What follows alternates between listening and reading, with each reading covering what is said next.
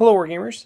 Today the rules for the new KV-128 Stormsurge battlesuit came out. It's pretty exciting, and so I wanted to share those rules with you and kind of go over some of my initial impressions about how you might want to use this suit or not use this suit.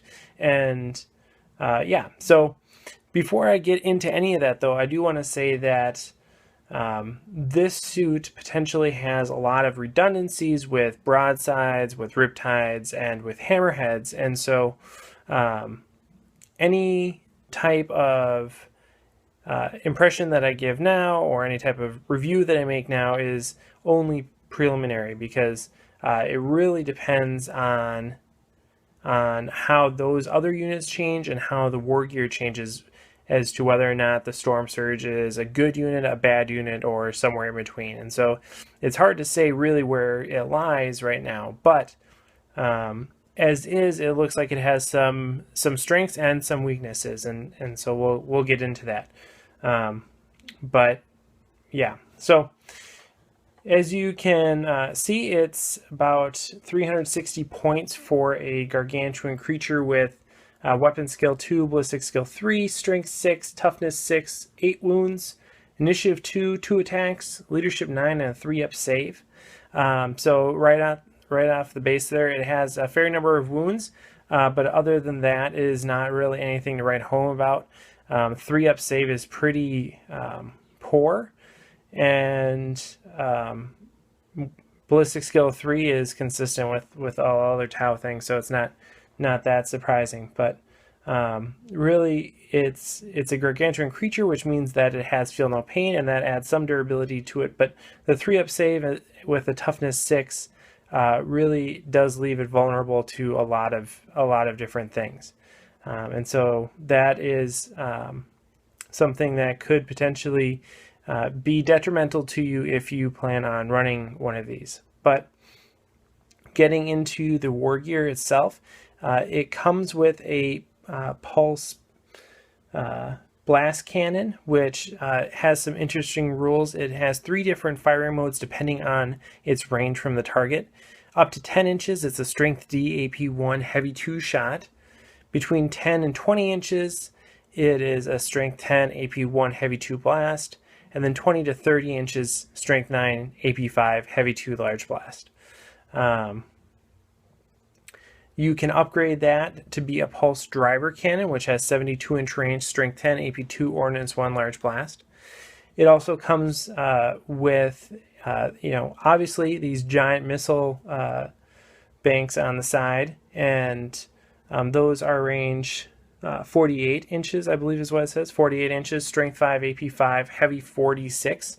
So the standard smart missile system, the standard smart missile system, strength and AP, but you could potentially get up to 24 shots with these guys in a single volley. It also comes with 4 destroyer missiles, which range 60, strength 8, AP1, heavy 1, one use only. So basically a seeker missile that's not seeking. And yeah, you can have up to 3 of these guys in a unit, a single Lord of War choice. You can switch out. And then of course it also comes with a twin link flamer and also smart missile system. But you can switch out the flamers for burst cannons or for air bursting fermentation projectors. If they change the profile on any of those weapons, it'll probably be the AFP, but maybe not. So again, that's an area where if they change something, that might influence your choices there. And I already mentioned that you can upgrade the blast cannon to the driver cannon, and you can take 3 supporting systems here as well. In addition, it also has this really cool special rule called stabilizing anchors, which are basically these big things that you see on the back of the legs that are similar to the stabilizers on broadsides. And it says that if in your first shooting phase or any shooting phase, you can deploy these things, and then in the subsequent shooting phase, you can fire twice if you don't move. So basically, you give up movement in order to shoot an additional time, which is pretty awesome, especially for something that you probably aren't going to move that much anyway, since it's basically just a giant gun platform.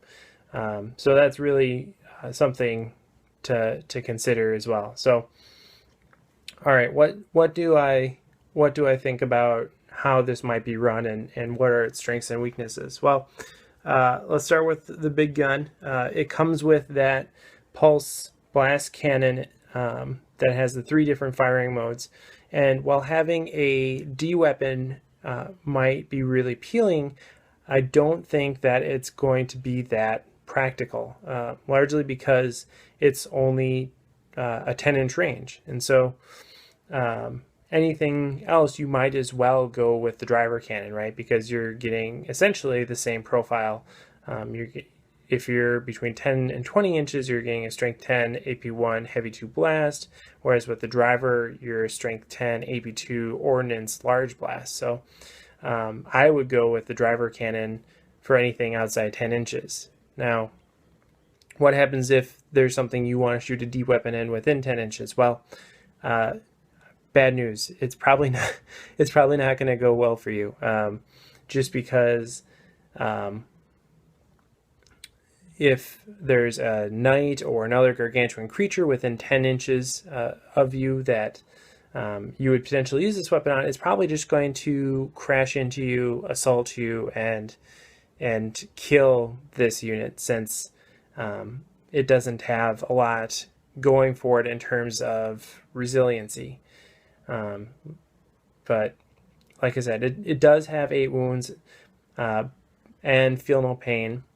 It can potentially have a shield generator as one of its supporting systems, which I think you should always take with this guy. But other than that, it can be taken out pretty easily by D weaponry, or grav weaponry as well. So I really do think that the pulse driver cannon gives you more reliable and versatile weapon, and really is the thing that is going to be the strong suit with this unit.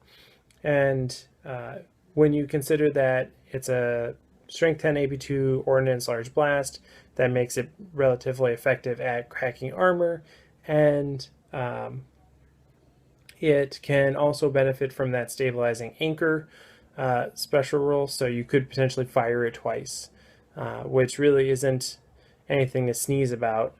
For 360 points, if you're firing it twice, that's a lot better than 2 hammerheads. So assuming again that hammerheads don't get transitioned into a D weapon. If they get transitioned into a D weapon, that changes things a little bit. But as they are, this is an asset of this guy.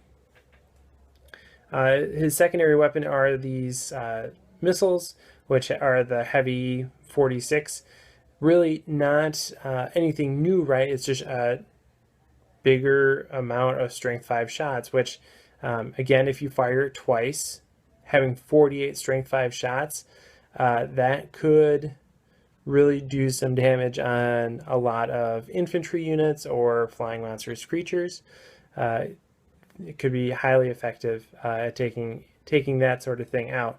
And so you kind of get the, a strong anti-armor and a strong anti-infantry weapon here as well, which is good. If you take it in a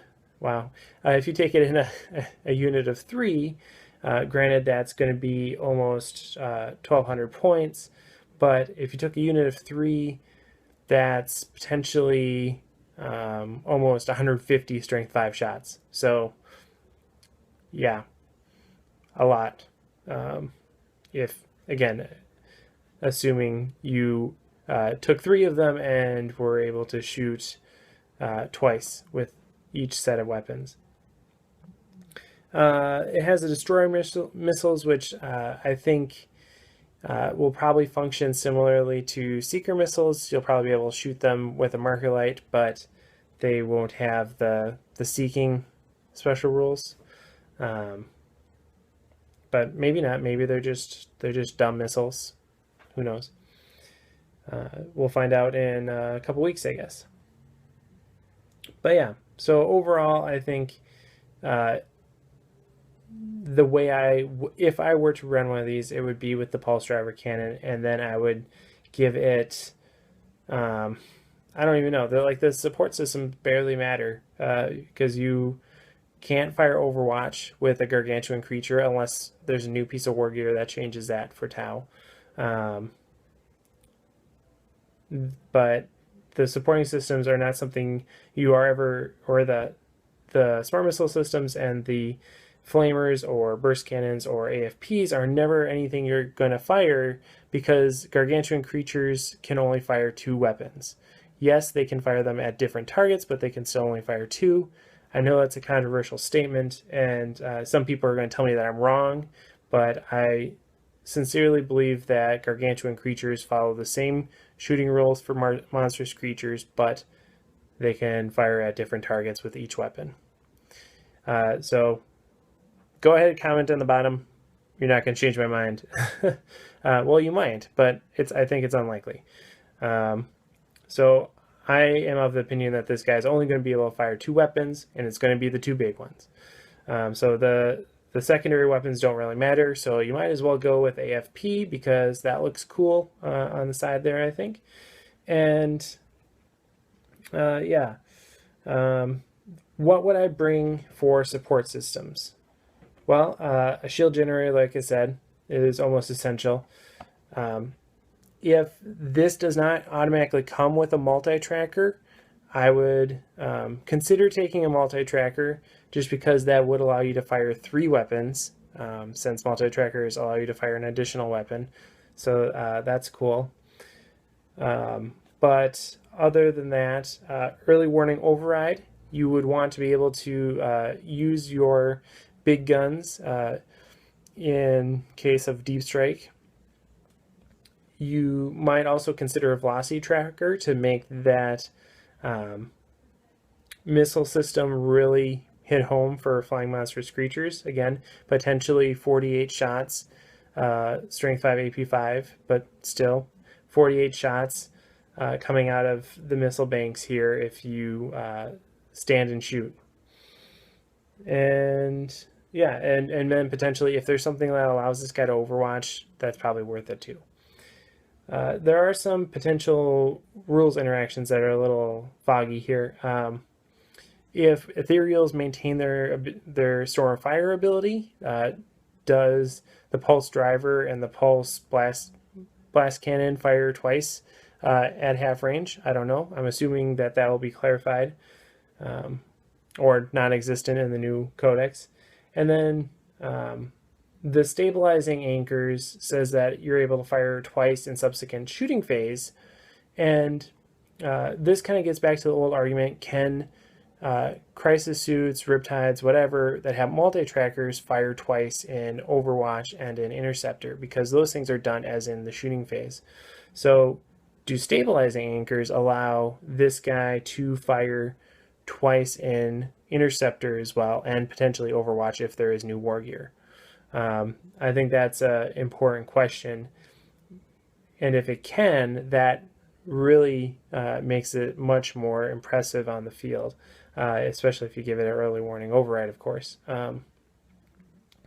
Yeah, so those are some questions that I have.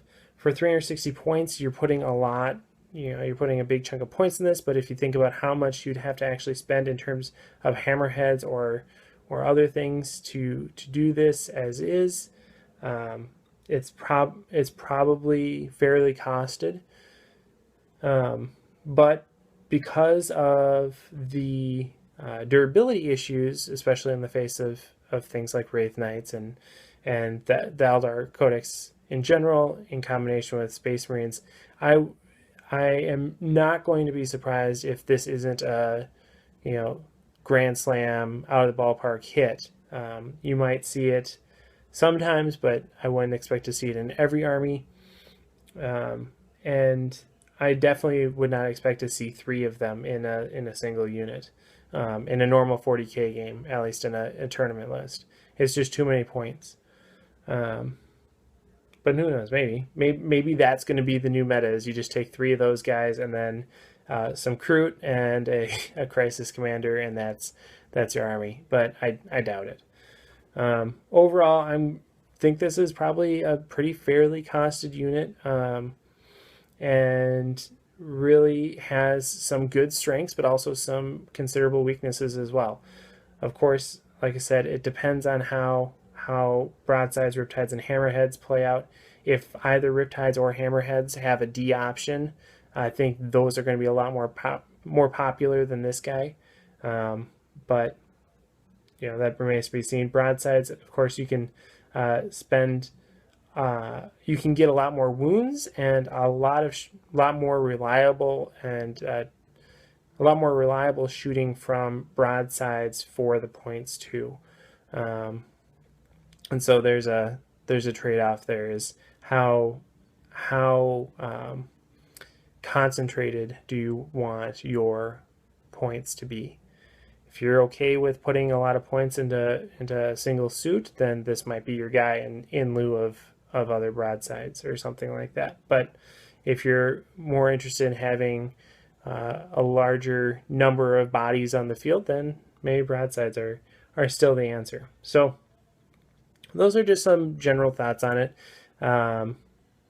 Like I said, we'll see how it plays out in the actual codex when we get to see all the army rules and interactions with other units and that sort of thing. But so far, I think it's decent. It's not insane, and it's not crap either. So let me know what you guys think in the comments below. And of course, stay tuned for continuing Tau coverage. And finally, yes, happy wargaming.